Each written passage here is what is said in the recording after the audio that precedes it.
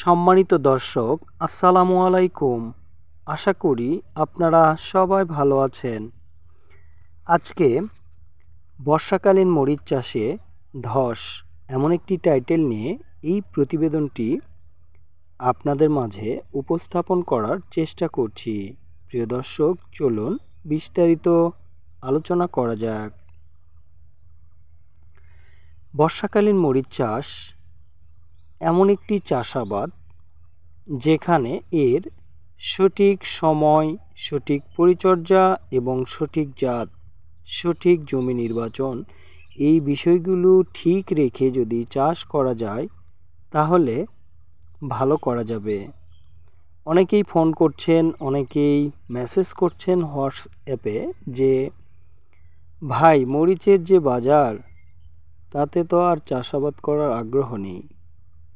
প্রিয় দর্শক, এই কারণটি কি আসলে একটু জানা উচিত।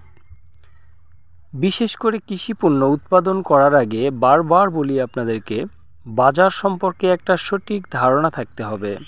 আপনি শুধু চাষাবাদ করবেন, বাজার সম্পর্কে ধারণা রাখবেন না, তাহলে কিন্তু ভালো করতে পারবেন না। লোভনীয় কোনো অফার ভিডিও বা কোনো প্রমোশন ভিডিও দেখে যদি আপনি বোঝেন যে মরিচ চাষ করে বা কোনো সবজি চাষ করে লাখ লাখ টাকা আয় করা যায়, এটা যেমন সত্য তেমনই মিথ্যাও বলা যায়।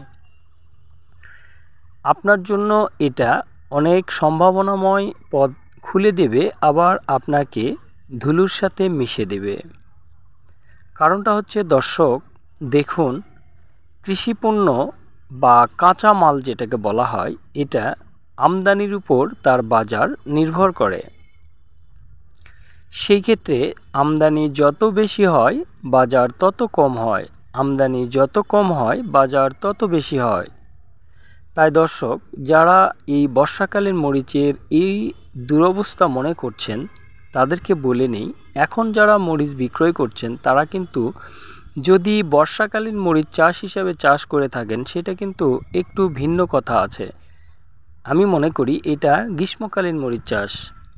এই মুহূর্তে যারা করছেন এবং করে বাজারে গিয়ে দাম কম পাচ্ছেন, হতাশ হচ্ছেন। দর্শক, মনে রাখা উচিত, যারা ডিসেম্বরে অথবা অক্টোবর, নভেম্বর, ডিসেম্বরে যারা মরিচ রোপণ করেছিল তাদের গাছে এখনও কিন্তু মরিচ আছে। এছাড়া যারা জানুয়ারি, ফেব্রুয়ারি, মার্চ মাসে মরিচ চাষ করেছে তাদেরও কিন্তু মরিচ বাজারে আসতেছে। তাহলে বর্ষাকালীন মরিচ আসলে টাইমিংটা কখন?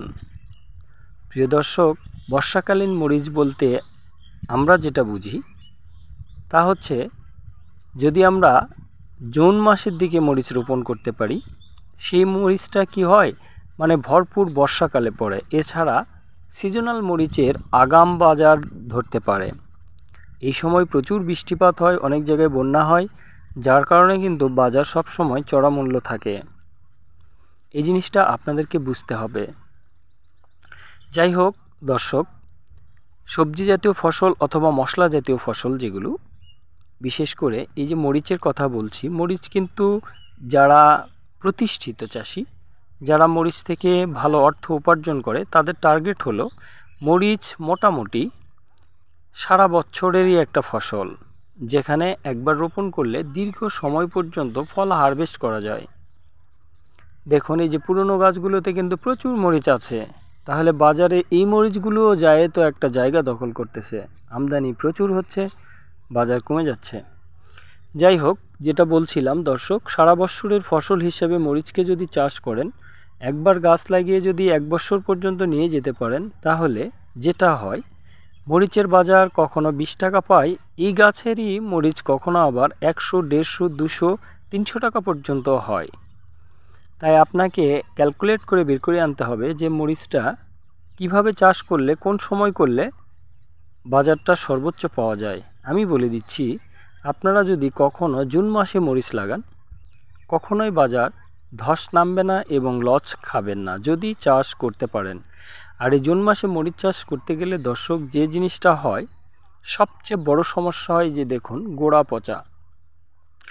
ভিডিওতে আমি অনেকবারই দেখানোর চেষ্টা করলাম, গাছটাকে এমনভাবে বসাতে হয় যেন যে পর্যন্ত কাণ্ডের শেকড় বের হবে গোড়া ওই পর্যন্ত মাটির নিচে থাকে, আর যেখান থেকে শেকড় বের হবে না ওই অংশটা যদি বেশি মাটির ভিতরে দেওয়া হয় তাহলে কিন্তু গোড়া পচা লাগে। অনেকেই অনেক ছবি পাঠিয়েছেন, ভাই গোড়া পচার থেকে কিভাবে উদ্ধার হব। দর্শক, গোড়া পচা থেকে উদ্ধার হওয়ার বিষয়টা হচ্ছে চারাটা সঠিক মাপে রোপণ করতে হবে, যেটা আমি ছোট মিয়ার মরিচ চাষের পর্বগুলোতে দেখিয়েছি কতটুকু গভীরে যাবে।